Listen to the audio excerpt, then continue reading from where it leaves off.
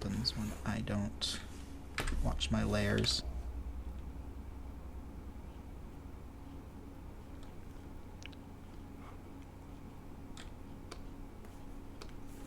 Okay, there we go.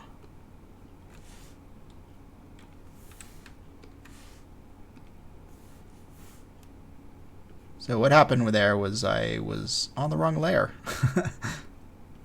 Which happens all the freaking time. It's so annoying, but you can't really fix it other than being methodical and paying attention.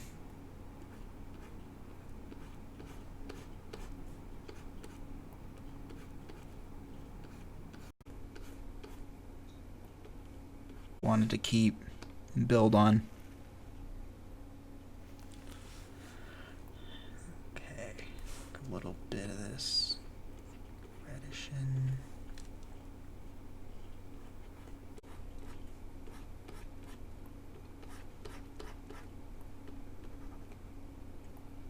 But for now, I'm trying to like work more efficiently and just like work the whole piece at once rather than getting mired in details, which is a bad habit of mine.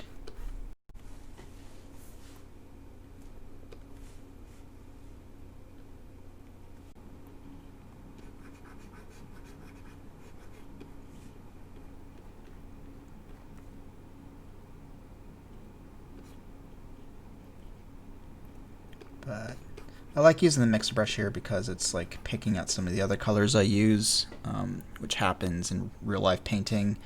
And the effect of that is it makes your colors look cohesive because there's a little bit of your color in other areas. So because you find it in multiple places, it kind of justifies its existence. Because if I suddenly took like a bright pink tone and start working that in there, like it's completely out of place because there's no other relationship to any of the other colors.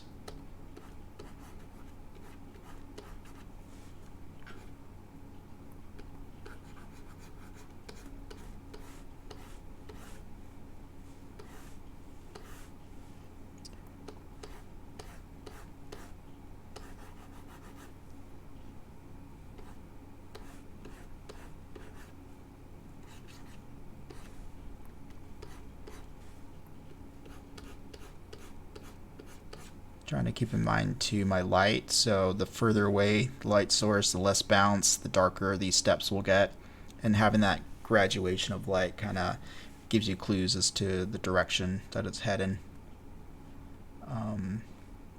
Let's see, it's gonna be there, and this is definitely gonna pick up a bit more yellow, so I'll go back to my color palette here and actually like mix that in, because because the yellow light falls on it, it picks up a bit of color of the actual object plus the hue of the light source, and you get a blended tone. So you want to represent that with the colors that you're mixing too.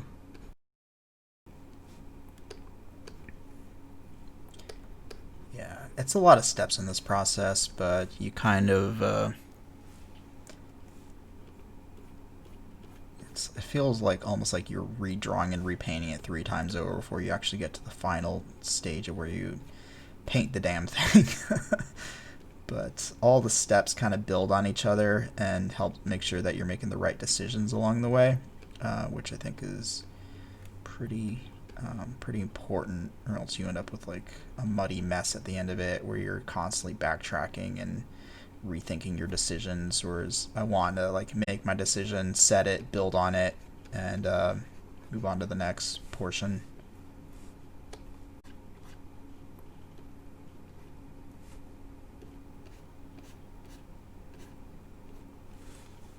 But I can charge forward more confidently because I know that it's built on a solid foundation that the process is built. So it's a little too intense on the red here. I want to mix a neutral in to knock it back a bit.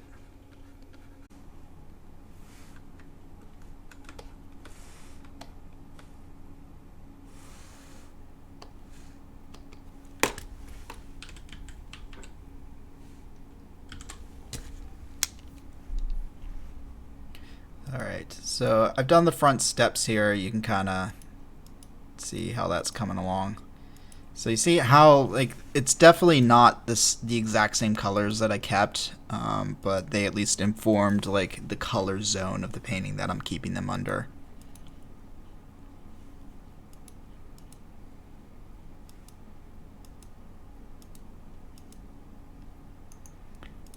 So if you can project, I'm going to handle the whole piece like that, and in the end it's going to be nice and painterly with, like, interesting blends of colors that, you know, feel more like a painting and less like a digital render, which I'm so tired of seeing those. They look so bad to me.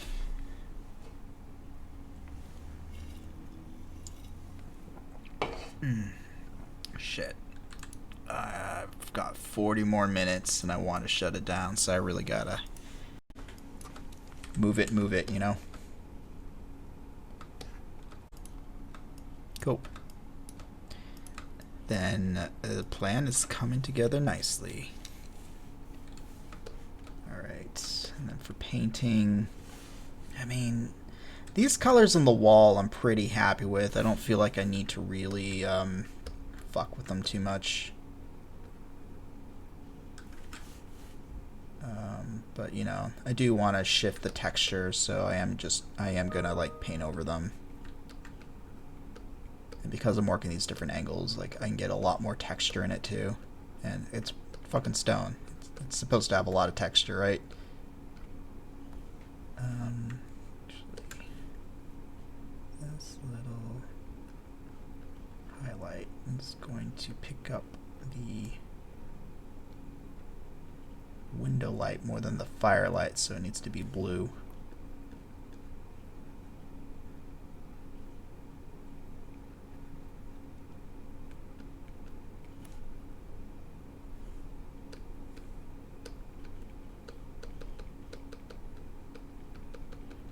Making marks, make it messy, blend it in, make it look like stone.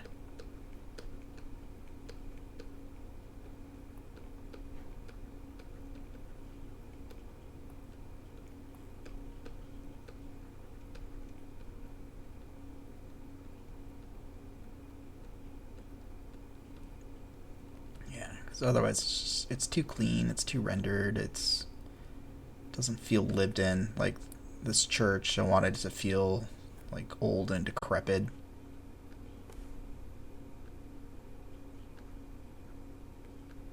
It's not one of those fancy mega churches.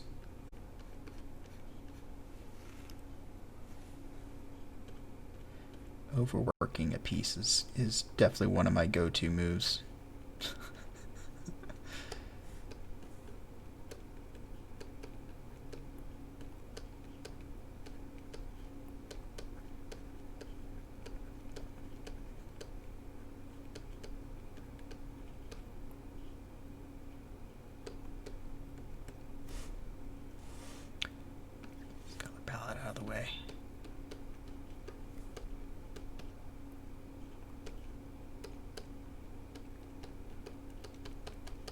Starting to get some repetitive shapes too, but I can tweak that just by rotating the stylus as I showed you. There's gonna be, that light is not gonna reach so much of that.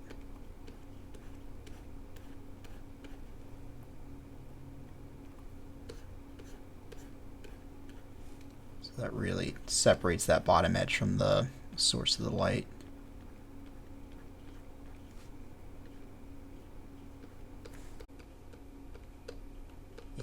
This is fun. It's fun for me anyway. Feels like I'm really getting in there and getting messy and not overthinking it, knowing that, you know, once I start smearing, it's gonna kind of help blend that texture in.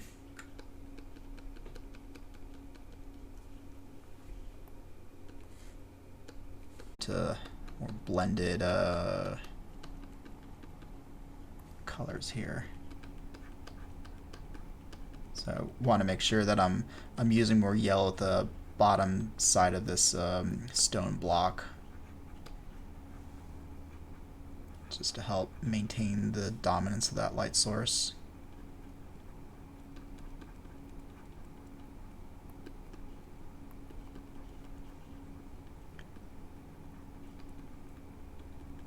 Yeah, it's so much easier when you can rotate the stylus. Love it. It's like it does most of the work for you.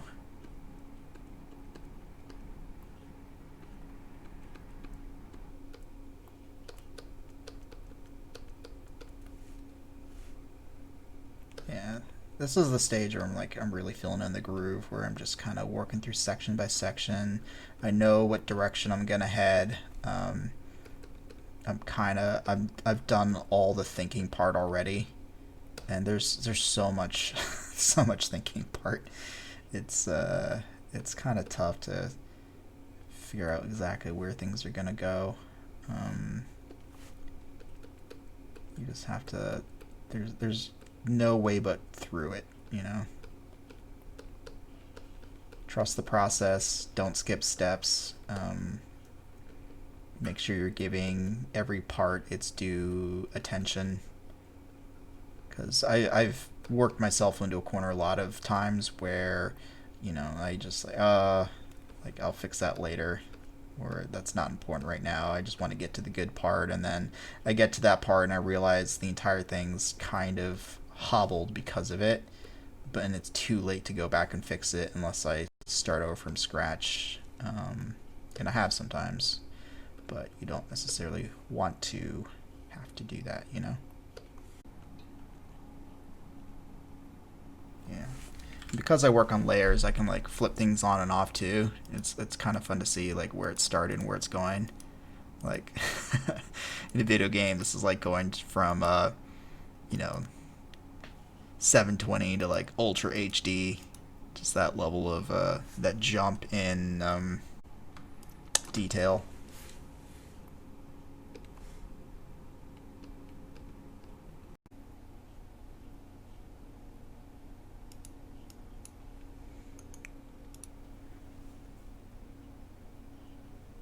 Cat videos. Okay, so 10 minutes of rating cat videos, because why the hell not?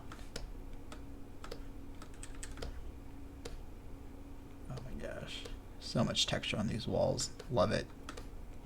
I'm not upset by this. I'm gonna have to think about what I'm gonna do with those pillars, because they're not gonna be quite as richly textured, which, you know, whatever, it's fine.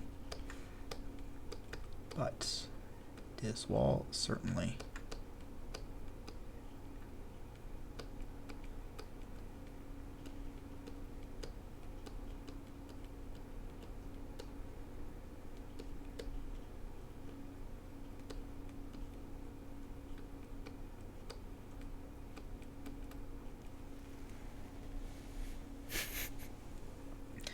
Oh my gosh.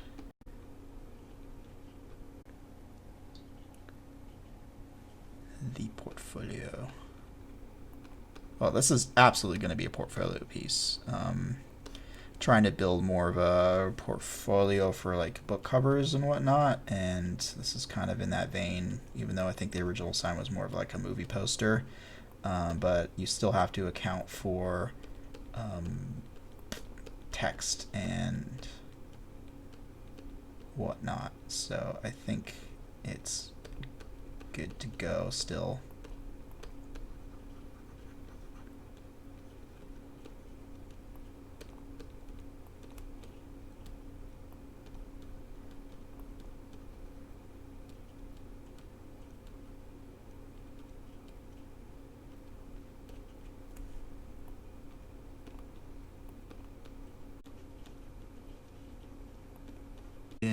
Painting it in makes such a difference. It feels lived in. It feels like there's, you know, story going on behind the story.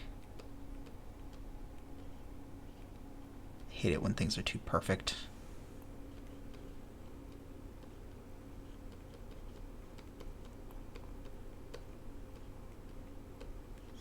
Just enough texture.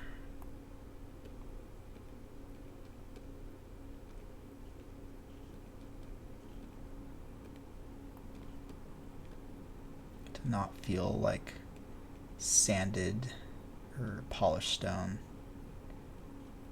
rough hewn, like it was hauled from like a farmer's field and just like cut with basic tools. That's the effect I'm going for. Nice.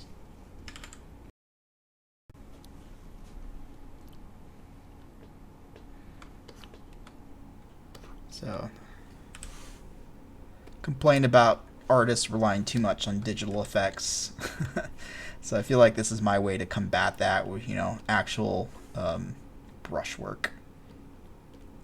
Although I will likely still dip into that effects range for the final pass on the light windows here, because it's way too easy to just drop a gradient and shape it.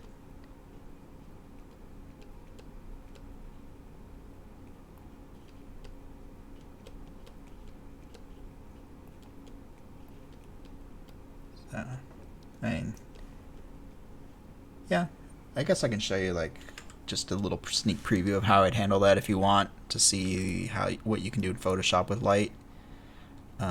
So let's create a new layer here, and let's say I'm gonna make this an orange light source radiating out. So what you can do, I'm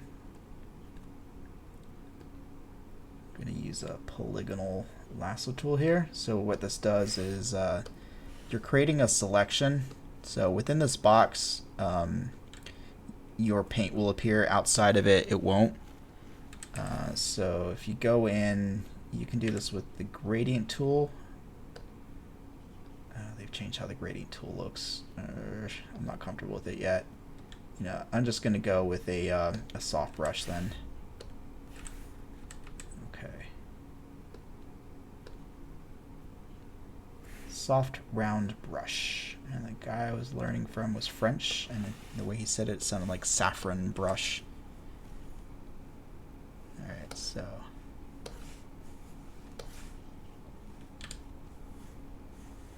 eraser and kind of bring it back on the edges here. So like I'm just shaping the light. I want to keep it directional.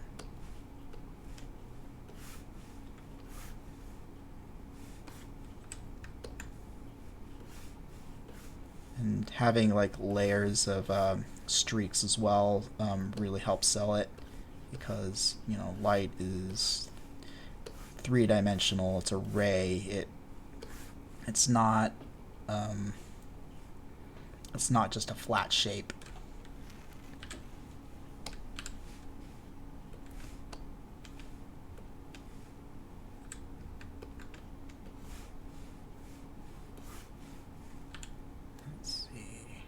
Again.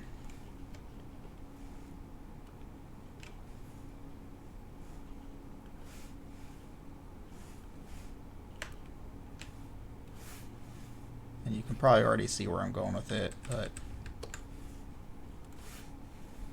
alright, so we have this, and we can adjust the with the transform tool, we can kind of change this. And then I'm going to go image or edit, transform.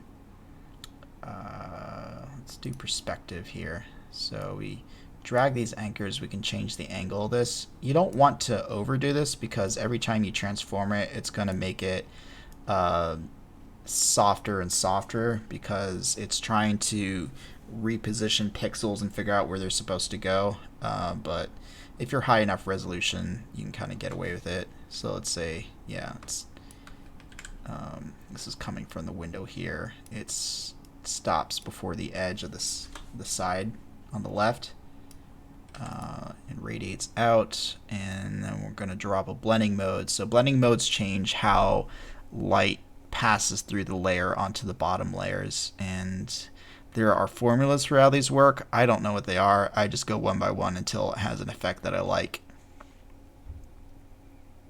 That's kind of cool. But yeah, that definitely looks like some powerful light coming in. Light screen is probably a little softer, a little more natural looking, closer to what I imagine this scenario would be. So yeah, there's that. And then here on the end, this is a little sharp. Light falls off. It doesn't just stop for no reason. So we're just gonna kind of round it off there. And the way this looks, it definitely looks more like a searchlight rather than the moon. But just the way you shape it, the intensity, like how you design it, kind of affects the scratch discs are full. Oh shit. You get 32 gigs of RAM and you think it's gonna be enough, but no. Photoshop still eats it all up.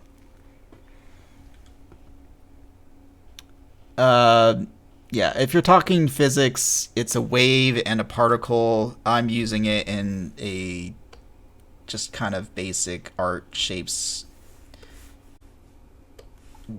way of describing. Okay, there we go. Just round this out a bit. Yeah.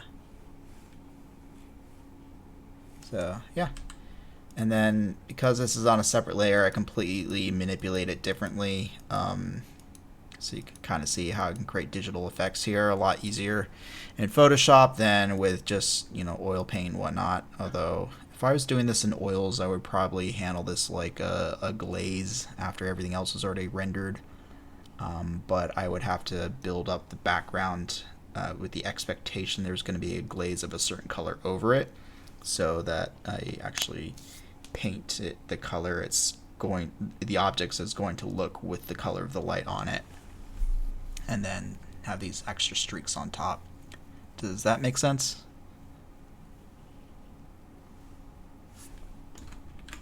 But okay, that's enough for now. I am saving this. Made some good progress. I'm pretty happy with it. Let's see. Yeah. Actually, it got further than I anticipated. Got to some actual painting. Alright, so how do we do this?